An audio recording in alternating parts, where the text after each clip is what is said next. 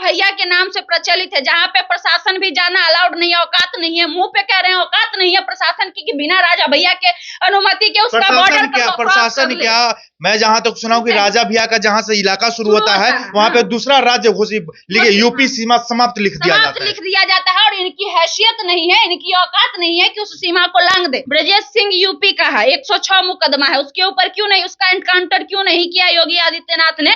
ये जवाब दे हमें योगी आदित्यनाथ। धनंजय सिंह 46 मुकदमे हैं, उसका एनकाउंटर क्यों नहीं किया योगी आदित्यनाथ? योगी आदित्यनाथ की औकात है सभी के घरों पर बुलडोजर चलाए और इनका एनकाउंटर करके दिखाए, हम मान लेंगे कि उत्तर प्रदेश में राम राज्य, अगर उनकी औकात है तो। और मंगेश यादव की रोती हुई बहन के आंसू आपको नहीं दिख रहे हैं? उसके पिता के आंसू नहीं दिख रहे हैं, जो कह रहा है कि अगर वैसा था तो हमारे घर से बरामद होता ना सामान, हमारे घर से क्यों नहीं बरामद हुआ अगर वो डकैती करके आया था तो? आपके पास क्या एविडेंस है कि मंगेश यादव ने ही डकैती किया था? ये मनगढ़ंत कहानियां मत बुझाए योगी सरकार, तो ही अच्छा है। ये कोई पहली बार चूक नहीं हो रही है योगी सरकार से। वो निकम्मी पुलिस, जब अतीक अहमद पर गोली मारा जा रहा था तो जो भाग गया था, जरा सोचिए कि इस मामले में मंगेश यादव जब गोली फायरिंग कर रहा था तो इतना उसके अंदर पावर आ गया कि वो एनकाउंटर कर दिया और वो भी फायरिंग कर दिया। वही पुलिस जो चूड़ियां पहनती है, हम उस वर्दी का सम्मान करके अपने जवान को दबा रहे हैं, तो इतनी भद्दी गालियां निकल रही है ऐसे ऐसे घिनौने, ऐसे ऐसे घटिया लोगों के लिए, जो लोग उस वर्दी की आड़ में अपना धंधा चलाते हैं। हाल ही में एक और घटना हुआ था, एक बच्ची के साथ दुष्कर्म हुआ था, वहीं की घटना थी, 2 साल की बच्ची। वही इंसान तो छोड़ दीजिए, जानवर को नहीं छोड़ा जा रहा है वहां पे। हाल ही में ना आया था, एक बकरी का रेप किया गया था वहां पे, इतने गिर गए हैं वहां के लोग और वो नहीं दिखता है योगी आदित्यनाथ को, शर्म नहीं आता है योगी आदित्यनाथ को। मंगेश यादव एक ऐसा नाम जो उत्तर प्रदेश के राजनीति में हलचल मचा दिया है। मंगेश यादव को डकैती के जुल्म में इनकाउंटर कर दिया जाता है और उसके बाद इनकाउंटर के बाद उत्तर प्रदेश राजनीति में हलचल सा मच जाता है। इस मुद्दे पे बातचीत करने के लिए हमारे साथ खुशबू रॉय जी हैं। जानेंगे मंगेश यादव क्या है और एक क्रिमिनल के इनकाउंटर पर राजनीतिक में क्यों इफेक्ट पड़ रहा है। राजनीति में इफेक्ट इसलिए पड़ रहा है क्योंकि जातिवाद हो रहा है, जाति देखकर वहां पे सजा दी जा रही है, जाति देखकर एनकाउंटर किया जा रहा है। आप हमें बताइए ना, कौन से संविधान में लिखा हुआ है कि डकैती करने पे एनकाउंटर किया जाता है? पुलिस का बयान है कि मुठभेड़ हुआ है, पहले उसने फायर किया, उसके बाद अपना सेफ्टी में इधर से काउंटर किया गया। कितना गोली लगा, कितना पुलिसकर्मी घायल हुआ? मतलब जरूरी है कि बिल्कुल जरूरी है। अगर अंधाधुंध फायरिंग होगी तो लगेगा किसी न किसी को लगा था। हाल ही का घटना यहाँ पुलिसकर्मी बचा रहे थे, बिहार में कहीं की घटना है, पुलिस के पैर में गोली लगा था, कहीं कोई गोली नहीं लगा। ये मनगढ़ंत कहानियां मत बुझाए योगी सरकार, तो ही अच्छा है। ये कोई पहली बार चूक नहीं हो रही है योगी सरकार से।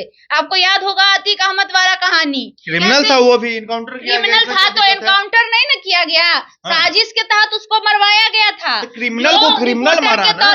कैसे क्रिमिनल मारा? वो पूरा मनगढ़ंत कहानी था, साजिश के तहत मरवाया गया था। 2 रिपोर्टर को बीच में बंदूक लेके घुस गया। मतलब पुलिस बल की सुरक्षा में इतनी चूक हो जाती है कि कभी चूक हो जाता है कि कोई पिस्टल और रिवॉल्वर लेके जाके घुस के गोली मार देता है, सामने से 5 को गोली फायर करता है और योगी सरकार की पुलिस इतनी निकम्मी है कि उसको गोली मारते हुए भाग जाती है। वीडियो वायरल है ना, ये हम तो नहीं कह रहे हैं, ये प्रमाणित वहां का वीडियो करता है।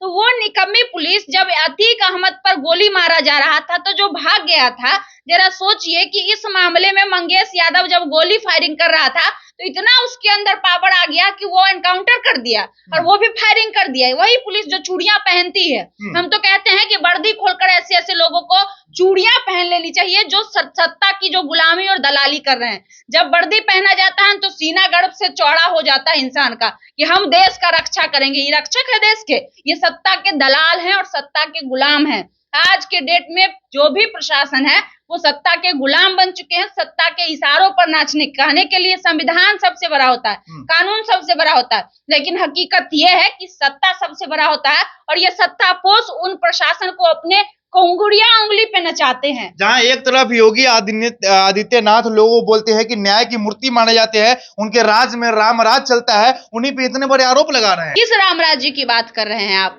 जहाँ पे बिल्किस बानो की हत्यारे घूम रहे हैं खुलेआम, उसे राम राज्य मानते हैं आप? जहाँ पे हाथरस में एक बेटी की रेप करके हत्या कर दी जाती है और उसके जितने भी आरोपी हैं वो सरेआम बाहर घूम रहे हैं, उल्टा उसी को दोषी ठहरा दिया जाता है। आप उसे राम राज्य कहते हैं? BHU यूनिवर्सिटी, बनारस में यूनिवर्सिटी में वहां की छात्रा के साथ बीजेपी नेता दुष्कर्म 3 लोग कर रहे हैं और वो रिहा हो जाते हैं, उस राम राज्य की बात करते हैं आप? कौन सा राम राज्य है जी यूपी में? हमको बताए जरा कोई कि कौन सा राम राज्य यूपी में चल रहा है जहां बुलडोजर से गरीबों का घर ढाहा जा रहा है, क्रिमिनलों गरीबों का, दलितों का, शोषितों का, वंचितों का। कहाँ क्रिमिनल है? मंगेश यादव के डकैती में शकल दिखा था। मंगेश यादव बैकवर्ड है, यादव है मान सकते हैं, अतीत अहमद मुस्लिम है ये मान सकते हैं, विकास दुबे तो फॉरवर्ड थे। विकास दुबे का क्यों किया गया था वो कहानी सबको पता है, वो हमें बताने की जरूरत नहीं है। ठीक है, जो भी उनके खिलाफ खड़ा होगा आवाज, उस आवाज को मिटा देना ही राजनीति चल रही है वहां पे।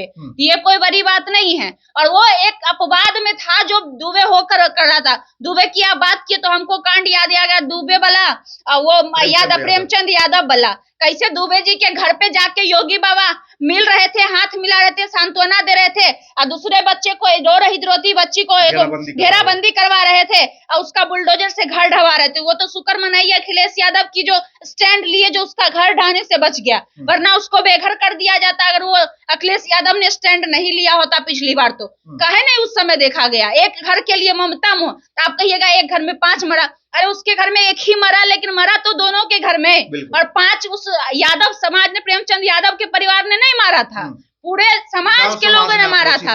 इनफैक्ट उसी के समाज के लोगों ने मारा था। उनका जो बॉडीगार्ड था, जो प्रेमचंद यादव के साथ रहता था, वही मारा था, और उसी के समाज के लोग मारे थे। तो फिर प्रेमचंद यादव, उस समय भी हम बोले थे कि जब सभी ने मिलकर मारा तो घर सिर्फ प्रेमचंद यादव का क्यों ढाने की बात की जा रही है, बुलडोजर सिर्फ प्रेमचंद यादव के घर पे क्यों चलाने की बात की जा रही है। और आज मंगेश यादव, आप पुलिस का बयान सुन लिए, आपने उनकी बहन का बयान नहीं सुना? कैसे वो बच्ची रो के कह रही थी कि मेरा भाई सो रहा था सर, घर में 2 बजे रात में आते हैं प्रशासन और उठा कर ले जाते हैं, कहते हैं कि पूछताछ करने के लिए ले जा रहे हैं और पूछताछ करके छोड़ देंगे, और ज्यादा बोलोगी तो तुम लोग को भी मारेंगे। सुना है ना आपने स्टेटमेंट? तो आपको पुलिस की कही हुई बातें, जो हमेशा से इतिहास गवाह है कि हमेशा से मनगढ़ंत कहानी बनाती आई है, आप उस पर भरोसा कर रहे हैं। और मंगेश यादव की रोती हुई बहन के आंसू आपको नहीं दिख रहे हैं, उसके पिता के आंसू नहीं दिख रहे हैं, जो कह रहा है कि अगर वैसा था तो हमारे घर से बरामद होता ना सामान, हमारे घर से क्यों नहीं बरामद हुआ अगर वो डकैती करके आया था? तो आपके पास क्या एविडेंस है कि मंगेश यादव ने ही डकैती किया था? कोई एविडेंस नहीं है, सिर्फ और सिर्फ मनगढ़ंत कहानी है। और सबसे बड़ा खास कारण ये है ना कि जानते हैं, एक हम आपको सिस्टम का दोष बता देते हैं, कोई भी जगह कोई बड़ा कांड होता है ना तो पुलिस प्रशासन पे प्रेशर दिया जाता है कि तुम जल्दी से जल्दी उसके अपराधी को पकड़ो। और ये पुलिस प्रशासन, हमको बहुत भद्दी गालियां आ रही है हमें अंदर से, लेकिन हम दे नहीं सकते हैं क्योंकि हम उसके वर्दी का सम्मान करते, उस इंसान का सम्मान नहीं करते जो इंसान इस तरह का घटिया और दकियानुसी सोच रख के पुलिस प्रशासन में चला जाता है। लेकिन हम उस वर्दी का सम्मान करके अपने जवान को दबा रहे हैं। तो इतनी भद्दी गालियां निकल रही है ऐसे ऐसे घिनौने, ऐसे ऐसे घटिया लोगों के लिए, जो लोग उस वर्दी की आड़ में अपना धंधा चलाते हैं, जो वो अपने काम से बचने के लिए, अपने लापरवाही को, अपने नाकामी को छुपाने के लिए किसी को भी अथी का मोहरा बना लेते हैं, हाँ, बलि का बकरा बना लेते हैं, किसी भी को मोहरा बना लेते हैं, जो गरीब होता है, जो दलित होता है, जो, और ये तो इतिहास से हमेशा से बैकवर्ड को सताया। कौन सी पहली बार की बात है जनाब? जहां यूपी में दशकों तक यादवों का राज रहा, उसी यूपी में आप बोल रहे हैं कि यादवों का सताया जाता है? अगर नहीं सताया जाता है, आप कह रहे थे कि यादव जाति देखकर नहीं किया जाता है, आपको एक लंबा लिस्ट है हमारे पास, जरा सा सुनिएगा। ब्रजेश सिंह यूपी का है, 106 मुकदमा है, उसके ऊपर क्यों नहीं, उसका एनकाउंटर क्यों नहीं किया योगी आदित्यनाथ ने? ये जवाब दे हमें योगी आदित्यनाथ।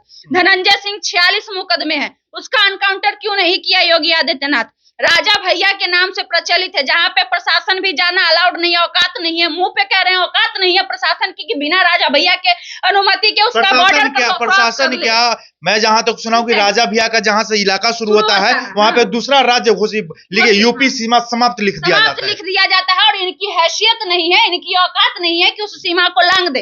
राजा भैया पे कुल 31 मुकदमे हैं, इनकी औकात नहीं है कि वो उनका एनकाउंटर करे। नाम के आगे क्या लगा हुआ नोटिस करिएगा ध्यान से। अगला सुन लीजिए, डॉक्टर उदयभान सिंह 83 मुकदमे, अशोक चंदेल 37 मुकदमे, विनीत सिंह 34 मुकदमे, ब्रिजभूषण सिंह माननीय सांसद जो अभी हैं वो भी वहीं से बिलोंग करते हैं, वो कहीं और विदेश से नहीं है, और उनका कुकर्म पूरी दुनिया जानती है कि उन्होंने कैसे यौन शोषण हमारे देश के खिलाड़ियों के साथ किया और उन खिलाड़ियों के उनका साथ तो बयान आ गया इस पे कि यौन शोषण हम करते तो मेरा जो इल्जाम लगाया जाता है ये विपक्ष का यानी कि कांग्रेस का सोची हुई साजिश थी ये। अच्छा एक बात विनेश बताइए, फोगाट जाकर कांग्रेस में हाँ, मिल जाती है। विनेश फोगाट कांग्रेस में नहीं मिलती तो ये बलात्कारियों के साथ मिलती। आप हमारे साथ गलत करिएगा तो हम आपसे मिलेंगे, सिंपल सी बात है। जो हमें सम्मान देगा हम उससे मिलेंगे। इतना लॉजिक नहीं है, कॉमन सेंस नहीं है उस इंसान में। हमको बुलाइए ना, हमारे सामने में हम उसका जवाब देते हैं। सिंपल सी बात है कि बेटी को जहां सम्मान मिलेगा बेटी वहीं जाएगी। किसान में भी हुआ था, जब बोला जा रहा था, जब मारा गया था किसान की बेटी जो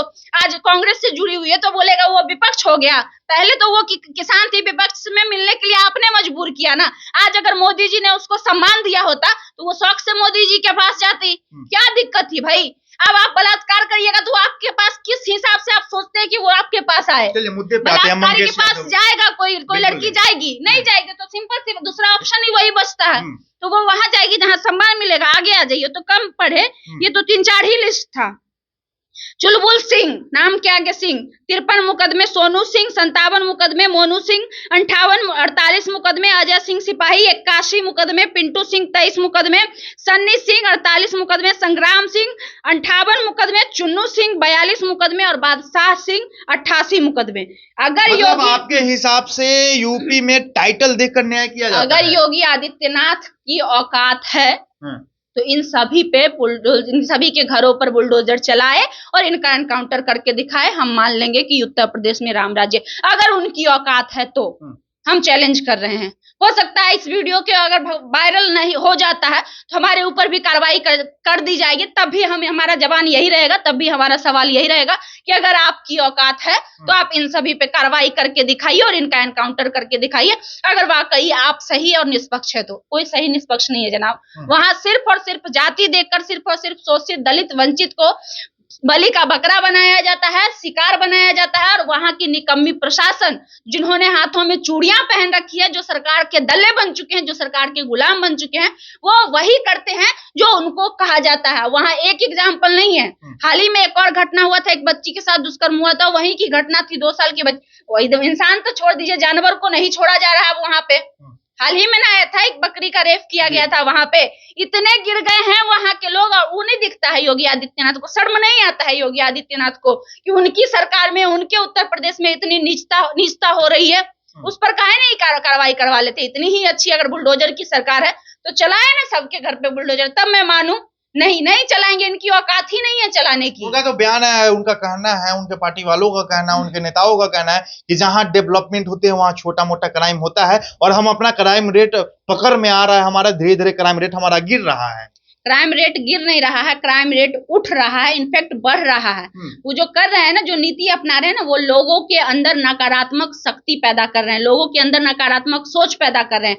आज वो जो कर रहे हैं ना, कल को आने वाला उससे 4 गुना भयावह दृष्टि लाएगा और उसके जिम्मेदार योगी आदित्यनाथ होंगे। क्योंकि शुरुआत इन्होंने करी है। ये नहीं है कि वो खत्म कर रहे हैं क्राइम खत्म नहीं होगा वहां से। इससे 4 गुना ज्यादा क्राइम होगा और आने वाले समय में जो कोई भी आएगा इससे 4 गुना ज्यादा इससे करेगा। इसलिए करेगा इसका मतलब अखिलेश यादव भी जातिवाद कर रहे हैं। कैसे जातिवाद कर रहे हैं? मंगेश यादव का इनकाउंटर होता है तो उनको पूरा स्टैंड लेते हैं उनके साथ में। किसके लिए वो स्टैंड नहीं लिया? आप हमें एक एग्जाम्पल बता दीजिए। उन्होंने उस समय भी सांत्वना व्यक्त की थी दुबे परिवार के लिए, आपको याद होगा। हम कवरेज भी करने गए थे वहां। ऐसा तो नहीं था, उन्होंने सांत्वना व्यक्त नहीं किया था। वो तो मिलने से मना कर दिए थे, आपको याद होगा कि हम उससे नहीं मिलेंगे। वो लड़का जो उनका बेटा था बोला था कि हम उससे नहीं मिलेंगे, आपको याद होगा। तो फिर आप बताइए ना कैसे वो कर रहे हैं? और वो तो उनसे तो सवाल ही नहीं बनता है ना। वो सत्ता में नहीं है, वो सत्ता में नहीं, वो नेता प्रतिपक्ष हैं, वो विपक्ष है और उनका काम है सवाल उठाना। जहां भी उनको गलतियां दिखेगी वो उंगली उठा सकते हैं। वो तो सत्ता में है नहीं, सवाल तो सत्ता वालों से की जाती है। बार बार जब वीडियो बनाते हैं तो लोगों का एक ही सवाल होता है कि आप फलाने पे काहे नहीं बोलते हैं? अरे भैया, फलाना सरकार में है कहाँ जो हम उस पे बोले?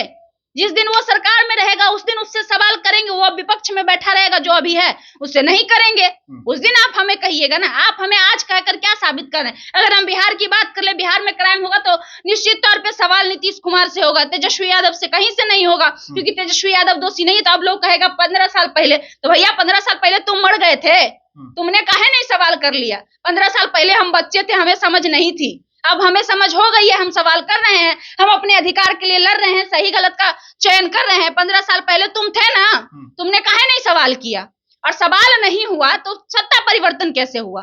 अगर लोगों को गलत नहीं लगा तो कैसे नीतीश कुमार आए? उस समय भी लोगों को गलत लगा, उस समय भी लोगों ने सवाल किया, उस समय भी परिवर्तन हुआ। तो आज हम बोल रहे हैं तो हम क्या गलत कर रहे हैं? तो आज जो सत्ता में है सवाल उससे होगा। और योगी आदित्यनाथ कहीं से भी कोई निष्पक्ष सरकार नहीं है, कोई बुलडोजर की नहीं। वहां जाति देखकर लोगों के घरों पर बुलडोजर चलाया जाता है, गरीबी देखकर गरीब शोषित वंचितों का हक मारा जाता है। और जितने भी अमीर लोग हैं, बड़े बड़े लोग एक हैं, भाषा में बोल ले तो अमीर और अमीर होते जा रहे हैं और गरीब होते जा रहे हैं। बस यही है, उनकी हिमाकत नहीं है। इतने सारा लिस्ट हमने आपको दिखाया, करे उनका एनकाउंटर। सिर्फ मंगेश यादव ही क्यों, उनका भी एनकाउंटर करे ना।